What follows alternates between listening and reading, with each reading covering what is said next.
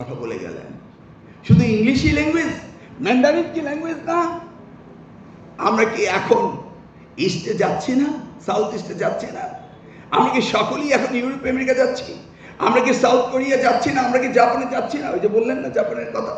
This are fact. এই জন্যই নিয়াজ আসাদুল্লাহ সাহেবকে বলেছি যে আপনি ইয়ারের দায়িত্ব নিয়েছেন, প্রত্যেক মাসে একটি করে প্রোগ্রাম করবেন এবং ক্যাটাগরিক্যালি সাবজেক্ট ওয়াইজ প্রোগ্রাম করবেন। সেখান থেকে আমরা শুনবো, আমরা জানবো, আমরা ব্যবস্থা নেব। আমার কিন্তু বক্তৃতা দেওয়ার কথা না, আমার শোনার কথা। আমাকে শুনতে হবে, বুঝতে হবে, সিদ্ধান্ত নিতে হবে। এই শিক্ষা ব্যবস্থার দুর্বলতাকে অ্যাড্রেস করতেই হবে। এই জন্যই তো আজকে এই জাতীয়তাবাদী দল, আজকে এই জন্যই তো আগামী বাংলাদেশ গড়ার জন্য মাননীয় প্রধানমন্ত্রী আসছেন। এই জন্যই তো তিনি শিক্ষায় বাজেট দিচ্ছেন। এই যে তিতুমির সাহেব বললেন যে আমাদের বিশ্ববিদ্যালয়গুলো এখন আর রিসার্চ নেই। কেন নেই? দেখতে হবে আমাদের, বুঝতে হবে আমাদের। এই যে প্রাইভেট ইউনিভার্সিটিগুলো 116টা রয়েছে, আরো প্রাইভেট প্রতিদিন দরখাস্ত আসছে। প্রাইভেট ইউনিভার্সিটি 116টি, প্রাইভেট পাবলিক ইউনিভার্সিটি 57টি, তারপর বেড়েই চলছে। এই জায়গাটাই তো আমরা লাগাম টেনে ধরছি। আর নয়, আমাদের যেগুলি রয়েছে সেগুলির কোয়ালিটি ইমপ্রুভ করতে হবে। আমাদের সেই জন্য ক্রস বর্ডার এডুকেশনকে আমরা প্রায়োরিটি দিচ্ছি। আমরা চাইছি জয়েন্ট কোলাবোরেশনে ইন্টারন্যাশনাল রিনাউন্ড ইউনিভার্সিটিগুলোর সাথে আমাদের লোকাল ইউনিভার্সিটিগুলো জয়েন্ট কোলাবোরেশনে, জয়েন্ট সার্টিফিকেশনে তারা ইন্টালেকচুয়াল প্রপার্টি দিবে, আর আমাদের ইউনিভার্সিটিগুলো আমাদের স্টুডেন্ট দিবেন। এই যে বললো ডিভিডেন্ডস becomes a burden, it's fact. তুমি সব বলেন দিস ইজ দ্য ফ্যাক্ট যে ডিভিডেন্ডসগুলোকে আজকে বার্ডেন হয়ে দাঁড়িয়েছে। কিন্তু আমরা কত ভাগ্যবান, আমাদের জনসংখ্যা বৃদ্ধি পাচ্ছে, আমাদের ইউনিভার্সিটি বৃদ্ধি পাচ্ছে, আর জাপান অস্ট্রেলিয়ার ইউনিভার্সিটি দিন দিন বন্ধ হয়ে যাচ্ছে because they don't have the student. We have the student, but properly আমরা তাদেরকে এডুকেটেড করতে পারছি না।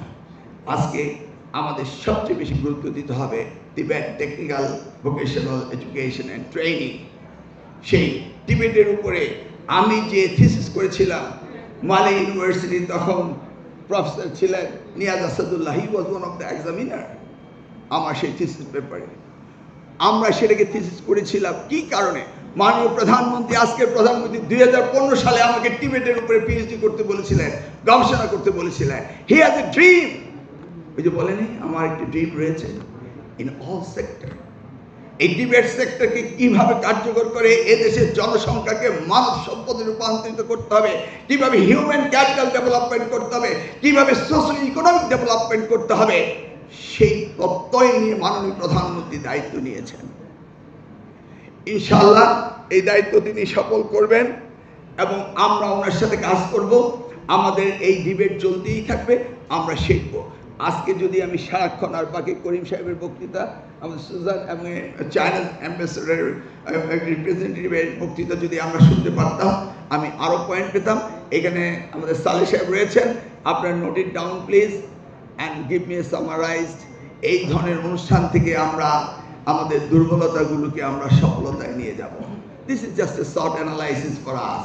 আমরা যত বেশি গবেষণা করব, যত বেশি আমরা চেষ্টা করব জানার, যত বেশি জানতে পারবো, তত বেশি কার্যকরী ভূমিকা রাখতে পারবো।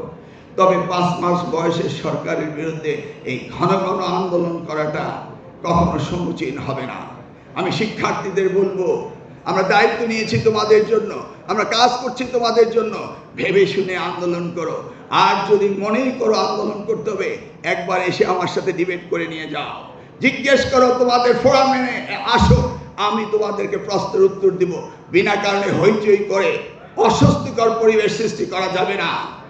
এইভাবে একটি রাষ্ট্রকে কখনো এগোতে দেওয়া যায় না। অতি মাত্রায় রাজনীতি শুরু হয়েছে। একটি সরকারের 6 বয়স না হতেই মিথ্যে অজুহাত দিয়ে যারা রাজনীতি করে, তারা মূলত এই দেশকে উন্নতি চায় না, তারা অধঃপতন চায়। অতএব তাদের নেতৃত্ব জনগণ কখনো মেনে নেবে না।